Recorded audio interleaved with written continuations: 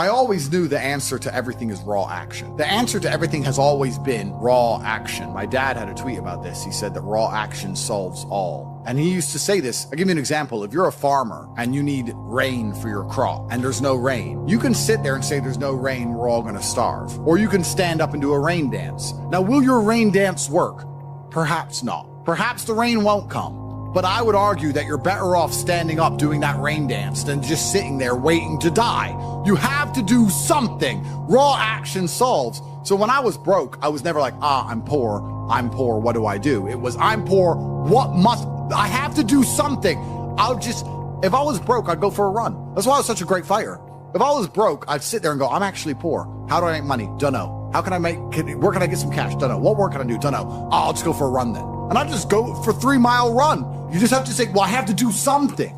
I can't just sit still and die. A lot of people are happy to just sit still and die or to go to sleep and take a nap. Well, if that's what you want to do, then you can stay a loser. That's fine. I'm glad there are losers, because if everyone had Lamborghinis, my Lamborghini wouldn't be fun to show off. I need you to look at it and feel the deep pain in your heart of regret and failure. That's the whole point of it. I need to drive my Bugatti and everyone be looking at it going, I'll never have one of those. And I can get all their energy and feel it all, and it makes me happy. Fantastic. So you can sit at home and do nothing. But when I was poor, I had to go for a run. I couldn't sit still or lift weights or do something. I couldn't even sleep.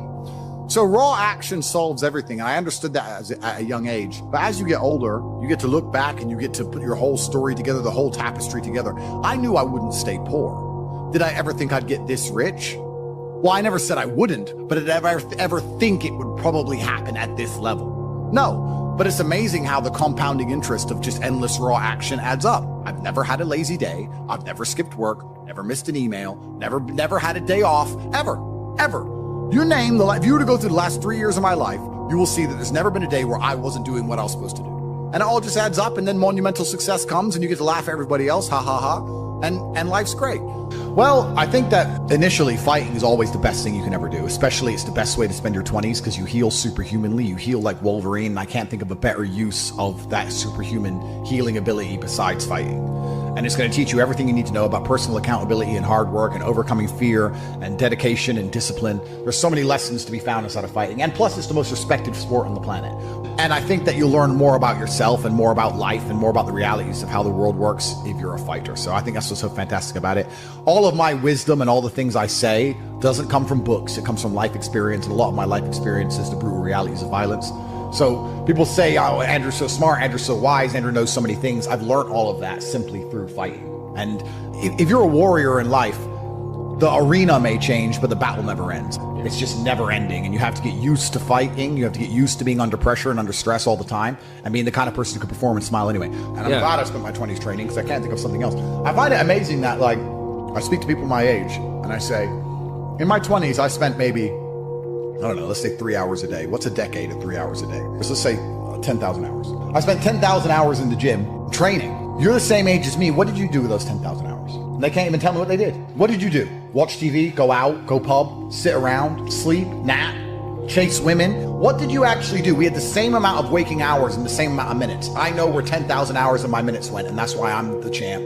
That's why I have 4 title belts above my bed. That's how I spent my 10,000 hours. Tell me what you did with your 10,000 hours, which is equal to, comparable to, or superior than how I spent my time. And they can't even name what they did with any of their time. They're like, don't know.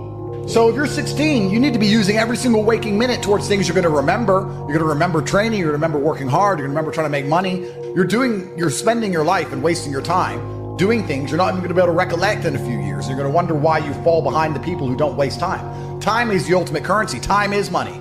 Time is also strength and power and networks, connection. Time is everything. You can convert it.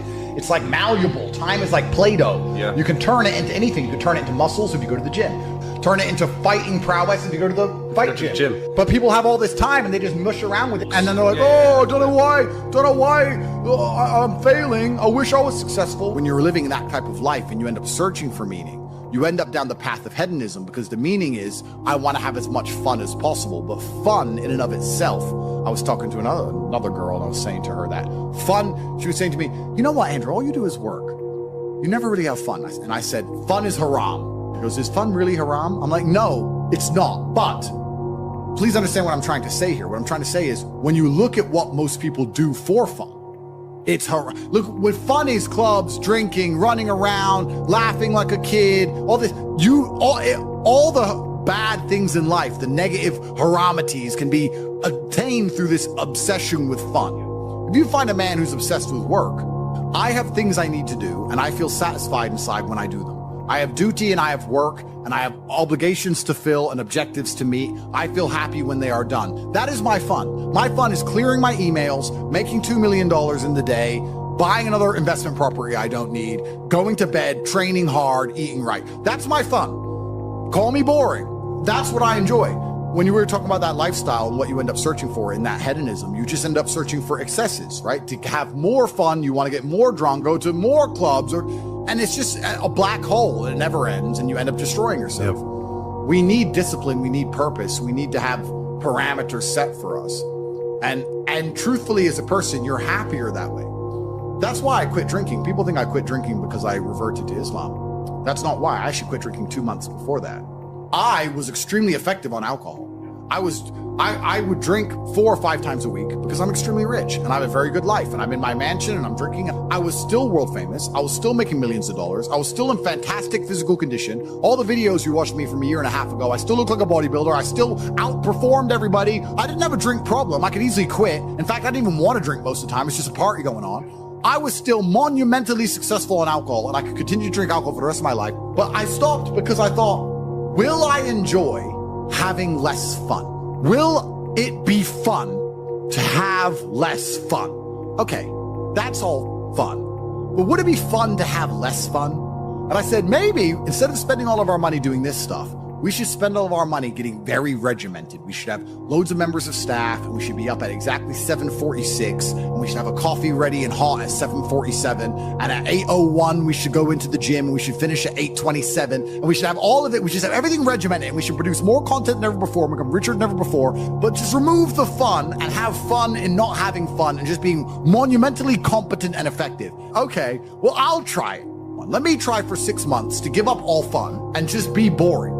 And then I learned some very interesting things during that time. Firstly, I learned that the whole idea of drinking for being social is now gone. I think we're at the age where if you were 21 and you didn't drink, you didn't have a life. There's no reason to drink for socializing because everything's online anyway. You meet everybody on apps. Nobody cares about drinking anymore. That's the first thing I learned. The second thing I learned is that being exceptionally regimented is fun. I truly enjoy it. I enjoy it just as much as I enjoyed because what would happen before is I'd do all my work and I'd train hard and I was always an effective person. I was still 1,000 times more effective than the average man. And then I would take 6 or 7 hours and drink and smoke and have fun and enjoy the fruits of my labor. I became extremely rich. Why not get on a private jet and have fun? But now, instead of spending those 6 hours having fun, I spend those 6 hours continuing to work. And I enjoy it just as much. So now I'm sitting there going, well, I enjoy it just as much and I'm not damaging my health. I enjoy it just as much and I'm making more money. So it really, truly ruins my day when a beautiful girl's like, can I see you? It's like, oh, I've got work to do. I'm regimented. I have to sit here and type. I don't want to talk to you and have fun and party. I don't want to do any of that. I want to do emails. You don't get it. I know to you it makes no sense. But you already have all this money. Why do you want to do emails? Because that's my fun now, regiment. So I decided to dedicate 6 months to being boring. And by the end of the 6 months, I was having so much fun being boring that now I will probably never drink again. I am 0% tempted to drink ever again. I am 0% tempted by fun, which is what you said, and I completely get it. When someone goes, we're gonna go here and it's gonna be fun, I'm like, nah, you have fun, I'll do my emails, you enjoy. I don't wanna go to clubs, I don't wanna go to some party, I'm not interested in traveling, I'm not interested in seeing anything, I've seen it all anyway, I've been everywhere. Like, who cares? I'm above it all, I'm over it all. I want to run my empire, and I wanna spend time with people I love, and I wanna beat my brother at Uno, and that's it. I don't want to do anything. Maybe I've gotten boring. Maybe I've leaned too much into the boring character, but I truly enjoy just being boring and regimented. And I like getting as much work done as possible. And that's why I'll never, ever drink again. So the whole concept of fun is alien to me. I totally get it now. When you said that, you're totally right. It's fun isn't fun. And then achieving things in work is fun. The only thing I guess I can say I do for fun is driving fast cars. But then I need to make $800,000 to buy a Ferrari. So it's still work involved, there's still work involved. But I really believe God's given me one of the best lives and I can't complain about anything bad that's happened. It's all been fantastic. I'm truly thankful for all. I think if a couple bad things happen to you, you should be intelligent enough to realize that eventually you're going to get over it and you're going to learn an important lesson. It's going to change you in the correct direction. And Allah is the best of planners, and he knows what you need to learn. I think that as humans, especially as men, we only learn the hard way anyway. There's two ways to learn a lesson, the hard way and the hardest way. There's no easy way to learn a lesson. You have to learn the hard way. So God gives us lessons via difficulty. He thinks you need to learn this about yourself or this about other people. So I'm going to give you a difficult time so you can learn your lesson. Because if I told you, if I just said, hey, Andrew, this is how the world works, you go, yeah. But when I show you, when you feel it, my fight coach used to say, you have to feel it to believe it. That's why if he was teaching low kicks, he'd kick your leg off. Because you don't believe in the power of a low kick. You don't believe a low kick can be so devastating unless you felt it. You have to feel it to believe it. So God will give you a difficult time so you learn your lessons. And the lessons are very important for you to be the person who you need to be in this life. He's the best of planners. And I'm thankful for all the lessons he's given me. He's bestowed knowledge upon me. How could I not be grateful to God for making me so intelligent and wise and the ability to look into things so deeply and come up to the right decision and basically predict the future perfectly? You have to have difficulty happening to you all the time. So when you sit and say, I want an easy life, what you're saying is you're a dummy and you want to be a dummy. You want to stay a dummy. I want an easy life and I don't want anything bad to happen to me because even though it will teach me lessons, I'm too big of I can't handle the emotional pain. I can't handle the stress. I don't want to be a dummy. I want to be smart. If I want to be smart, then hurt me. I just know that I become a more formidable, more competitive version of myself after every single bad thing that's ever happened to me. It's one less thing to fear. It's one less thing to be worried about. I've done it before. Because it's also very interesting because you talk about wisdom, you use the word wisdom, and I appreciate the compliment. I don't read books. I never read a book because I don't have time. All of the wisdom I have, all of this knowledge I speak, all of these things I say have been learned through basically difficulty of life, through professional fighting and being poor and all bad things happening to me and struggle. All of my lessons have been bad things, bad events, bad scenarios, bad situations, pain, suffering, anger, resentment. All of these horrible emotions are how I've learned everything. So I thank God for giving them to me. And anyone who wants an easy life wants to stay a dummy. What do you learn if you just get money, you buy a crypto coin, it blows up, you get some money, you go to some restaurants? What do you learn about anything? You don't. Completely. And then the thing that's so interesting is that the people who are choosing the safe option is actually choosing the most risky option. So you're not taking a safe option, you're taking a coward's way out, and it leads to exactly where a coward's way should lead. Cowards in the end do not get to enjoy the shade of the olive tree because unless you fought in the arena, unless you've been a gladiator, you never get the peace of mind and peace of heart, which is afforded from bravery. So if you choose the safe choices in life, thinking, I'm going to take the safe route, you don't end up anywhere safe. The safe option doesn't work anymore. You need to take risks. You need to try and start your own business. You need to go all in on things. You need to go wild. You need to be a man who's not afraid to stand up and think, fuck it, it's all on my back and I'm going to find a way to pull this off. Because any other way, any other option in the world today only leads to a bad scenario. Yeah. The safest thing you can do are the riskiest things. That's the now scenario we're in. Every single gamble I've taken, which was seen as risky, all paid off for me because I dedicated myself completely. So how do you find happiness? Happiness is in struggle. The struggle and the size of the struggle you're facing, along with how important it is and how important you feel it is deep in your heart, is directly correlated to how successful and how happy you're going to feel all of the time. Struggle is extremely important for a man, and you should be looking to inject struggle into your life permanently. We talked about this in the past emergency meeting, because if you're injecting struggle and that struggle solving those problems lead to a positive place, once you become addicted to it, you're going to become a machine of monumental achievement. There are some very simple basic things you can do: weight training, chess, having debates, trying your very best to take care of your mother, retire her, make sure that your people who you love are taken care of. You need goals and resistance and something to fight against to live well, because the distance between pain and joy is what we experience. If you only have joy all of the time and no pain, you are not going to be happy. You don't need drugs, you don't need alcohol, you don't need parties or festivals, you don't need fun. Fun is the vector from which Satan operates. Every time you look at something which is fun, It's all just hedonistic. There's no money to be made. You don't retire your mother. You don't help the world. You don't give to charity. You don't become stronger. You don't become wiser. You don't learn anything. Next time you think of what is fun, and someone goes, guys, come, it'll be fun. Sit there, go, wait. Will it? Experiences are unique. Jail was a unique experience. Bunch of fun. Unique. Life's not about fun as a man. Life is about doing the right thing because it must be done. Now, there are some things that are fun which can be earned. And there are some things which are fun that you could do which perhaps involve skill. Driving a supercar around a racetrack is fun. It involves skill. You have to be good at what you do. Cool. But a lot of this fun that is easily accessible to everyone, because not everybody can get a Ferrari on a closed racetrack. I can. You can't because you're poor. You do not need fun until you've already reached the highest possible echelon. So this whole idea that you need fun in your life, you don't. What you need is purpose. You need discipline. You need hard work. You need things to do which are going to benefit you and the others around you. You need duty. You need obligations. And you need performance metrics. You need people around you who are going to hold you accountable. You don't need to be waking up thinking about fun. You're nobodies. You're not important. Nobody knows who you are. You're not physically strong. You're not financially wealthy. You have bigger concerns. You're obsessed with this idea of fun. Hey, what are we gonna do this weekend? We need to have some fun. Do you? Do you need fun? Do you deserve it? Really? Have you actually gone out there in the universe and made a mark large enough that you're allowed some time off to have some fun? You don't deserve any fun. You don't need any fun. You have work to do. Your obsession with fun is holding you back. These things you think are fun aren't fun. Checking your bank balance in your house, not going out, you're not in a club, and seeing $20 million liquid is very fun. That's right. Much more fun than anything you could possibly ever do. So, although it wasn't fun to sit around and accumulate that kind of wealth, it's the funnest thing in the universe, in a way. For a man, your contentment will come from your purpose, and it will come from your competence, and it will come from succeeding objectives. It will come from completing difficult things that other people cannot complete.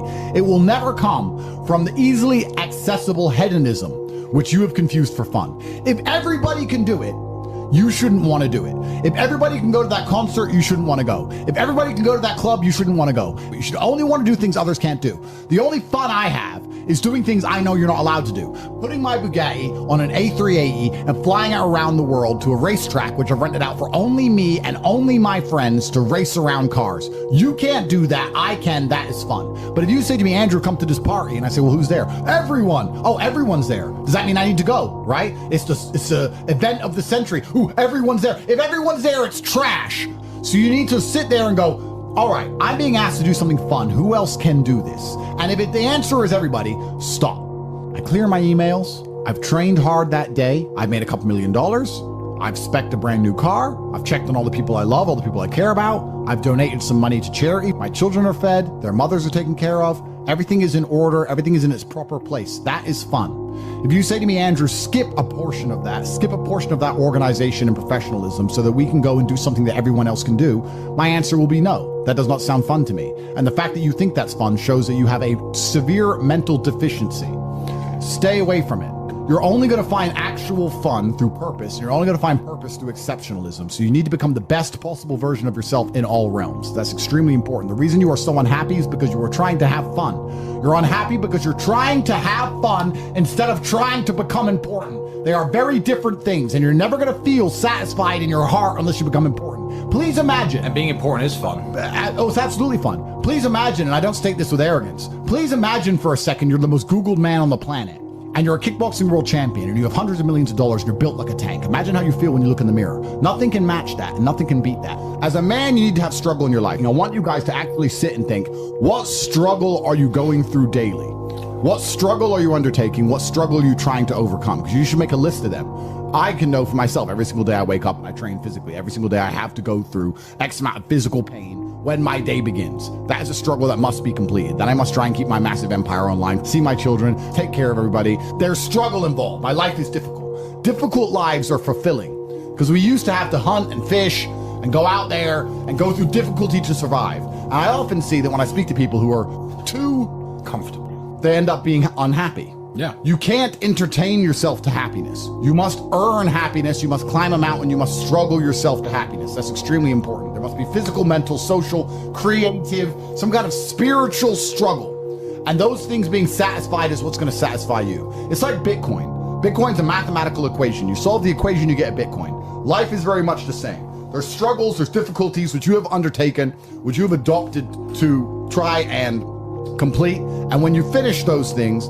then you get satisfaction as a reward. That's the Bitcoin. The only other alternative to that to feel good is hedonism, which is drugs and alcohol. And that's not going to satisfy you for very long. And it's also going to destroy your life.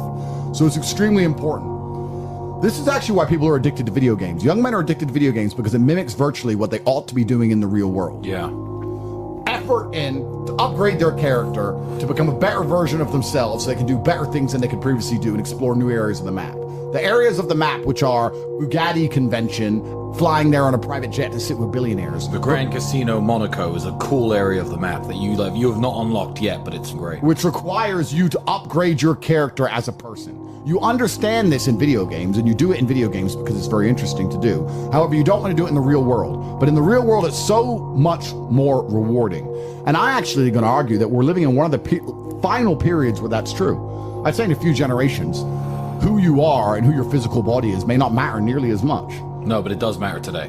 A lot. Exactly. So that's why you should enjoy it while you can. Yeah.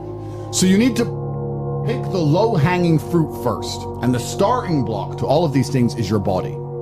I believe if you lift, stretch, move, improve your body, try and train MMA, learn how to fight, get stronger, get bigger muscles, it's a fast track to self-discipline, which will carry over into all other endeavors. And I would argue that is nearly impossible.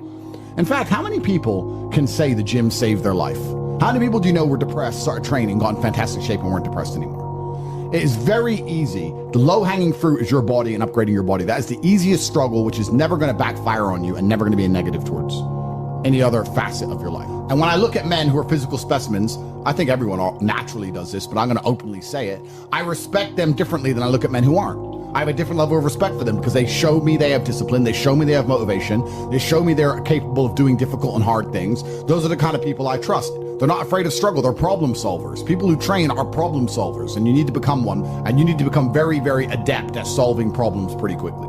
I actually find it amazing that there's people out there who aren't in perfect physical condition. Guys, let me tell you all a newsflash. If you eat right and you train hard, you look good. Yeah. It's like a biological certainty. It's almost impossible to be fat and look bad if you eat right and train hard. Your body will react and give you exactly what you want. So why don't you all look like superheroes? Do you not understand how intimidating that is just when they look at a group of people and they all look like superheroes and they can tell they're all disciplined, all hardworking, all dedicated, all physically strong? The struggle is what's beautiful about it. That's the most important thing. That's what you have to understand. Yeah, because no matter how rich you are, no matter how smart you are, no matter what family you're born into, you can only get into shape the same way as everybody else. So you could be Mark Zuckerberg, who's now in shape and he's a billionaire, but you can't say, oh, he bought it. He didn't buy it. He's just in great shape because he earned it like everyone else. You can be flat broke or rich as fuck. If you're in good shape, you had to earn it. It's as simple as that. So yeah, it says a lot about who you are as a person. First, you want to become as strong as physically possible. So you want to be as strong as physically possible. Next, you want to try and make as much money as possible. Not even necessarily for the money, although money is extremely important because it allows you to take care of yourself. We talked about this before, but there's a challenge involved, and solving that challenge is going to make you feel more satisfied as a human. Happiness comes from success, and making money is success. You should try and make people around you smile and be happy. You should try and encourage positivity around you. You should be the kind of person that no one can really complain about their struggles around because they know that you're the person who's going to be like, why are you complaining when you could just simply fix it?